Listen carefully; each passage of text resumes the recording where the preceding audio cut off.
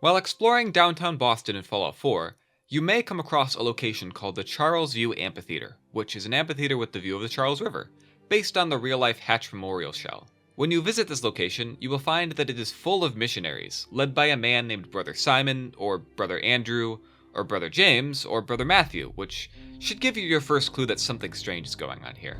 He will tell you that you should join the Pillars of the Community, a new movement that seeks to make life how it was before the war by changing people's lives. He then asks you to follow him into his office, where he tells you to give him all of your worldly possessions to become a pillar, and if you refuse, he threatens you.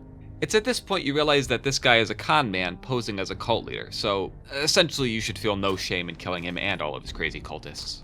But today I wanted to see what would happen if you actually joined this cult and gave this guy all of your gear right from the start of the game. Can you continue playing without weapons or armor? Can you still explore while following all of the cult's rules?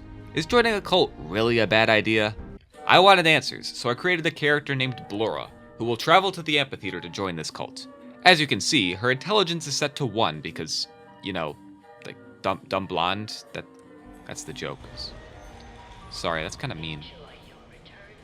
Anyway, upon leaving the vault, Blora just started running towards downtown Boston, occasionally picking up useful items, but also getting attacked by enemies. I originally intended to do this run on survival, but I forgot. Along the way I met a trader who I sold some stuff to get some caps, before reaching this bridge that is filled with explosives that I accidentally triggered and this crashed my game. Speaking of crashes, one of the most notable parts of this location is the fact that, for whatever reason, the area around here is very prone to vertebrate crashes. There are a ton of videos of people talking to this guy only for a vertebrate to crash and make him explode. It's like, there's so many. I keep finding more and I'm like, it's a thing, I guess, I don't know.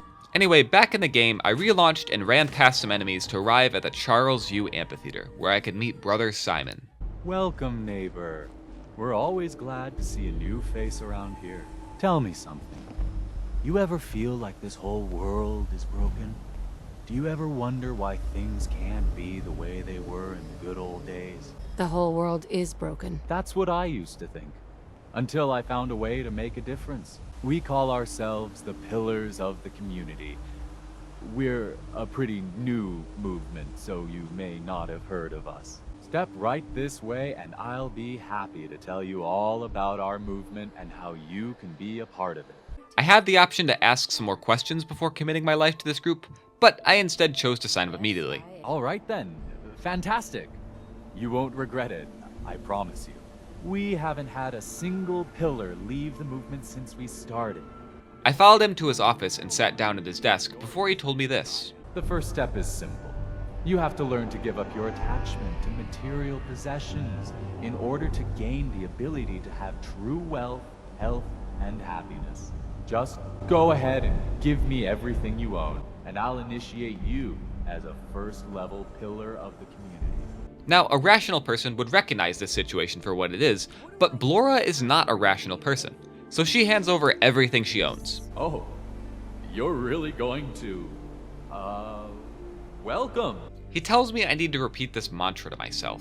I deserve a better life. A better life is coming. A better life is almost here.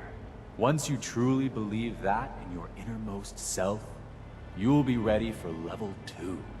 That's when things will really start to happen for you.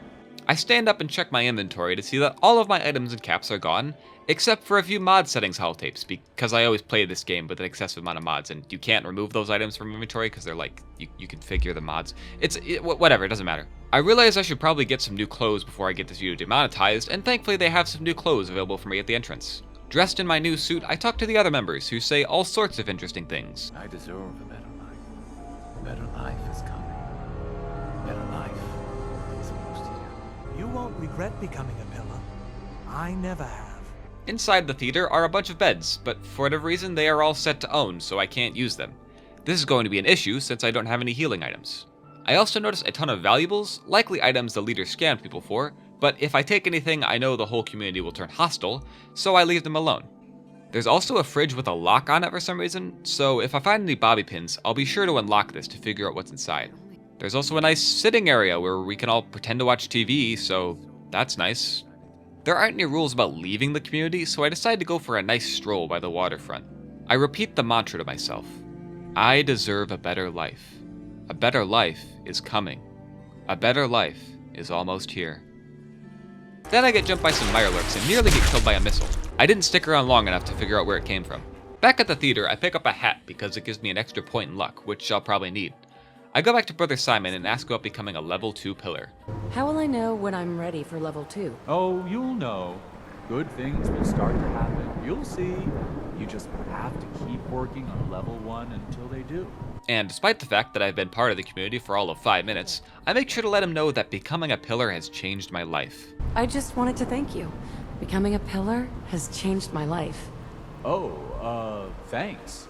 Just keep working on level 1 and see if good things don't start to happen. I deserve a better life. Am I right? I look around the area for more things to do, and I find a cymbal monkey toy at the top of this skywalk. Speaking in a voice only I can hear, he tells me that there is something special hidden in a nearby trash can. And sure enough, there's some jet. I decided that the most rational thing to do is to get high with the monkey and jump off the bridge, so I do just that.